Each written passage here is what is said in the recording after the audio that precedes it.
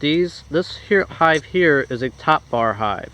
This is one of my favorite hives to deal with because the bees are so much more docile than the other styles. Yes, most usually they are kind of docile.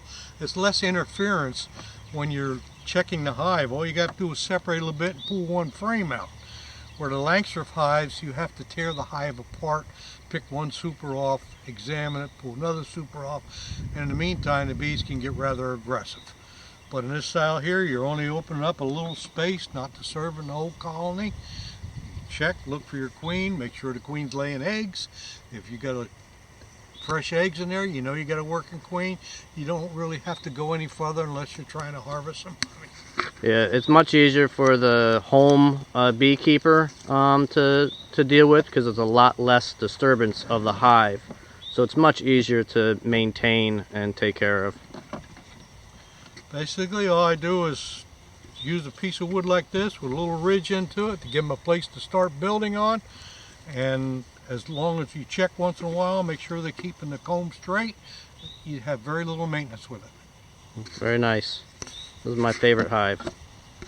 And we even put on the back side of this hive, we even have a window on the back side so I can actually open it up and check the hive without even opening it.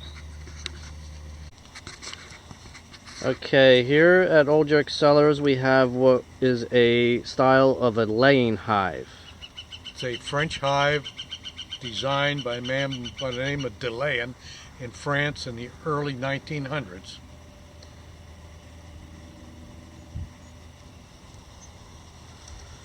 Okay, and they will come in on the other side. They have multiple holes to come into. Yes. And then they'll build their comb. Yeah, it's all natural in this style hive. I have no foundation to put into it. They've got entrances in the front. About how many pounds of honey would this hold? It depends on the strength of the colony. Some hives, I've already taken over 100 pounds of honey out of one hive already in a year, and other ones just don't seem to produce. It's kind of a gamble. Mm-hmm. Well, it depends on the growing season and how much pollen and the nectar flow. Right now they're all on fruit trees, and black locust is what is blooming yet. Black locust isn't out yet. That'll be a while yet. We've got some fruit trees blooming. We've got dandelion, which is right here. We've got what they call snowdrop, little white flowers that they're working. I've got turnips from last year that's blooming that they're working. All the types of things that all make the world go around. Depending on the nectar that the bees are gathering will determine the color or the flavor of the honey. Usually I get darker honeys in the fall and light in the spring. Dandelion would have your lighter style. Your clover would be sort of your medium to dark honey. No, usually a clover is a light honey. Your locust is a light honey. They call it black locust. But you get a real light, sweet tasting honey out of it. Really mellow tasting honey. Nice. In the fall, when you've got your wildflowers, goldenrod and stuff like that, you get a little bolder taste to it. Alright, great. And all those honeys are also available here at Old York Cellars. So thank you, Dad, for this demonstration so far. Okay. Go ahead. Okay, here's another experimental hive of mine. This section down here is a double deep, and I made frames to fit that double deep. So instead of 10 frames being in here and 10 in here, there's just 10 in the whole thing. They're double deep frames. This is a honey super. Oh, I'm sorry, it's another deep on top of it. Probably off another hive. So let's open it up and see what we have.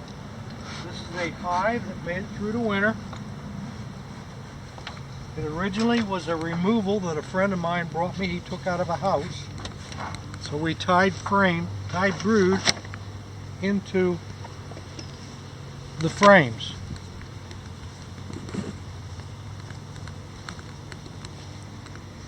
Made it through the winter, got real busy, so I added another deep to it. Figuring they would store honey up here, maybe go up to a brood. Now let's see what they've done up here.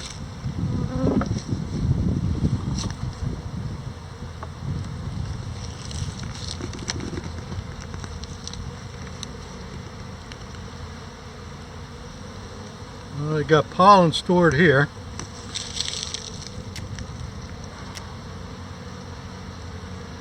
Not much in the way of honey here.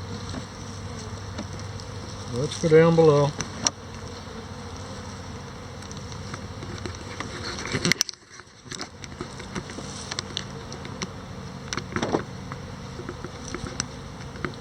The other thing that we're going to be looking for is the queen as well. So as soon as we can find some fresh eggs, we know she's nearby.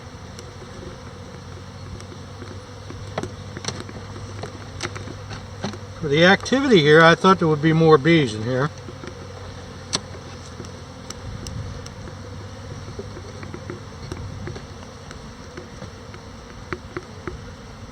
There's one right here with pollen on it. She brought in a load of pollen. Right here. There's honey stored in this area here.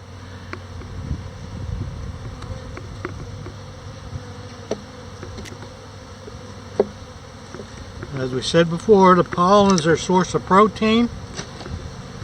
The nectar is their carbohydrates. Okay, this is capped brood here. Here's one with orange pollen on it.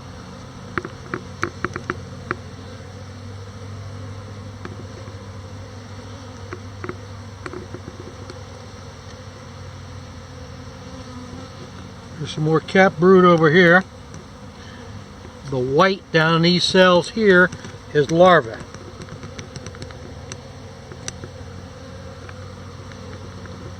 Nurse bees feed the larvae until they're old enough, about 10-12 days, and then they become a pupa and they cap it. In 21 days, they hatch out ready to go to work. Still don't see no queen yet. Still looking for her. I still see more larvae.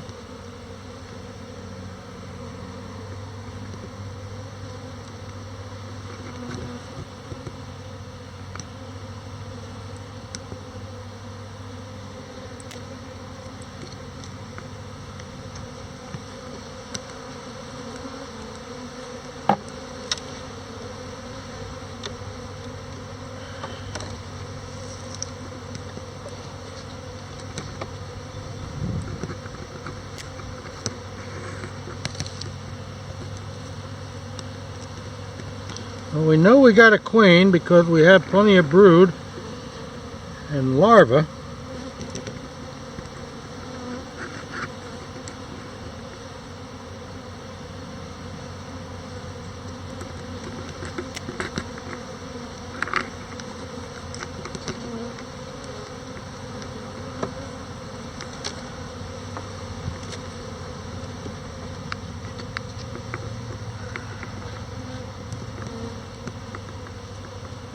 Haven't found the elusive queen.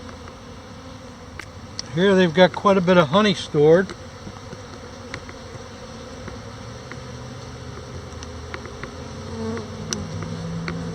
Oh yeah, look at all that honey coming out of there.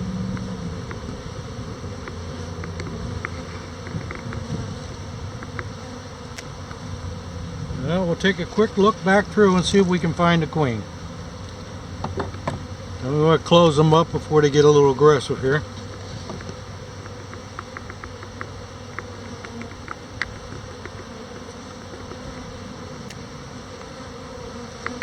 There's one with yellow pollen.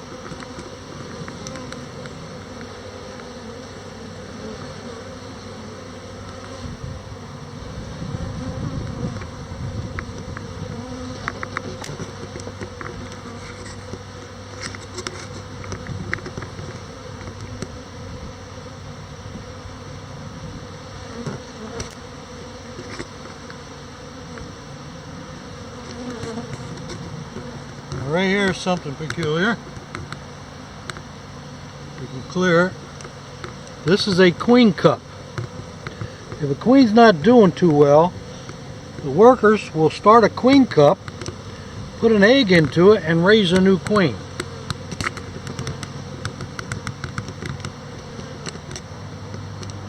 I don't see any egg in it.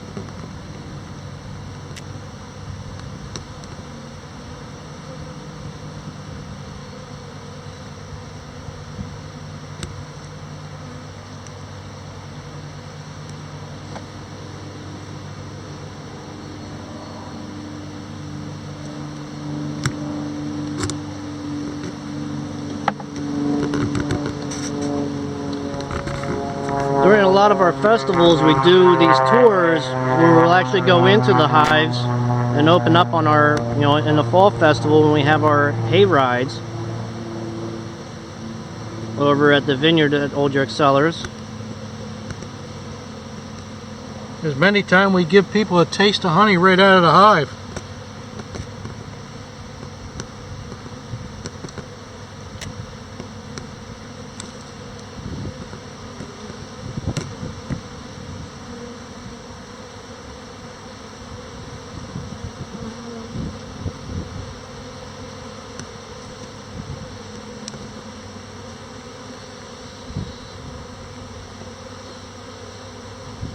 I don't know where she's hiding. Yeah, she's hid somewhere.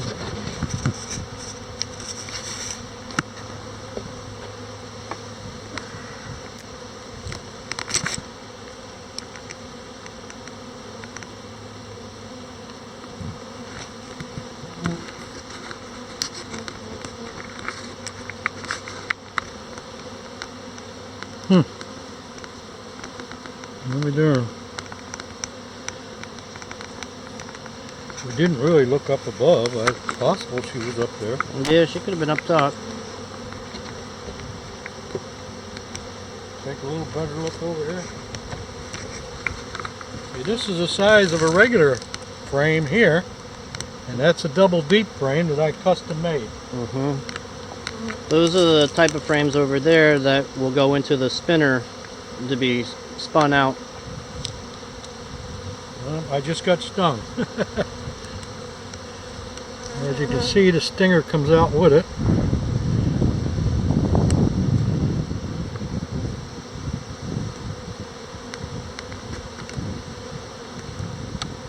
I only got stung because I put my hand on it.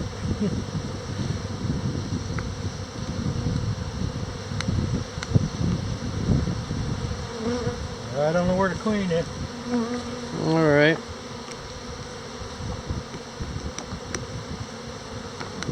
Well, I want to thank my father Roger for letting us explore all the types of hives that he has.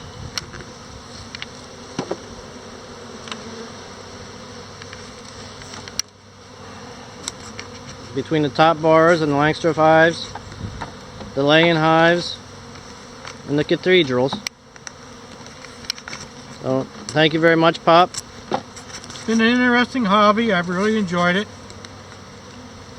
Still am enjoying it as far as that goes. I don't worry about the stings too much. Sometimes I do it intentionally. It's called apitherapy. I've got an injured joint or something. I will see an injured bee when I'm putting a hive together. I'll use that bee and sting myself, and it helps with the healing. Another thing I do not see here, I don't see any drones coming in. Apparently they haven't started raiding. Look at all the ones with pollen coming in. Watch them coming in here with the pollen. They got orange pollen, yellow pollen. Depending on what flower they're gathering or tree they're gathering it from. Alright, cool. We can get all this information. You can get the honey over at Old York Cellars. Thank you very much.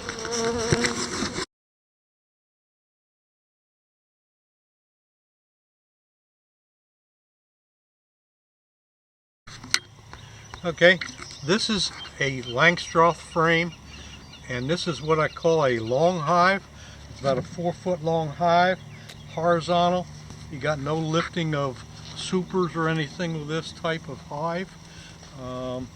They seem to do very well at it, although this colony here also collapsed over the winter. But this is a frame here where they had raised brood.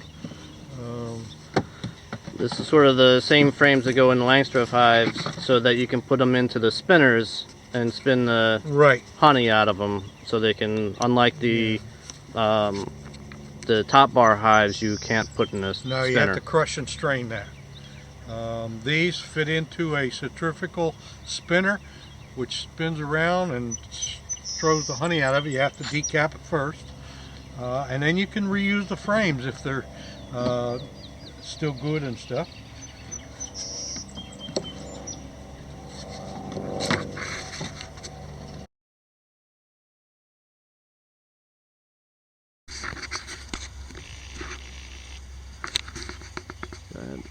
Okay, this is a cathedral hive developed by a man out in, I think it was Utah. I seen it online and decided to build one for myself. I have a variety of hive types that I use. I think it's about 7 different styles, which we will have pictures of. Now, this one here is one that collapsed over the winter. It has some honey in that I can harvest to use for crush and strain, or I can feed it to hives to strengthen them here in the spring. So here's a frame here. I've got honey up in this area here. This is just empty comb. So what I will do is, oops, it off, fell on the ground. So it's a little brittle this time, a cool morning like this. Here's another one. This is crystallized honey in this area here. This is where they had raised brood, and this is honey that they stored to feed. Okay, and you said we have 7 or 8 different style hives here at Old York Cellars? Yes, we do. Nice. We've got, this is a cathedral hive, which is a form of a top bar hive. I've got top bar hives. I've got the conventional Langstroth hives, which is on the platform over there. I've got long hives, which take the Langstroth frames. Right down here we have a laying hive, which is designed by a man by the name of Delayen, a Frenchman in France in the early 1900s.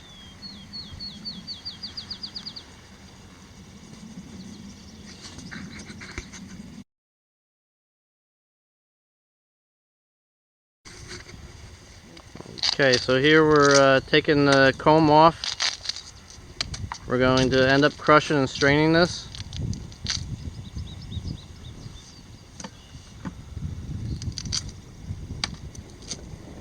And this that I'm throwing on the ground, the other bees in the area will clean out what's in there. There's some residual honey and crystallized honey in them.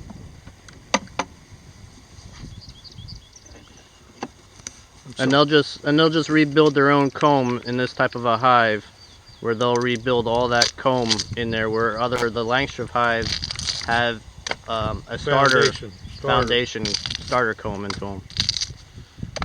The comb in these top bars and cathedral hive is all natural comb. There's no foundation put into them for starters.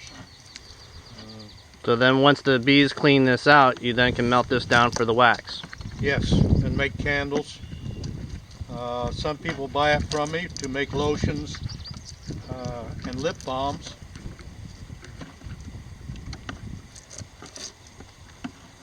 I put it in a solar melter, which then I take and put in a crock pot and boil to clean it up a bit.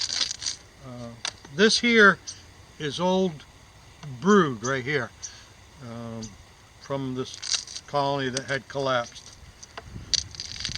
So that'll explain a lot when you have like darker waxes and stuff. Yeah, where there's dark wax and comb here is where they had raised brood. Right in here is pollen. That's their source of protein. The honey, which is from the nectar in the flowers, is their carbohydrates.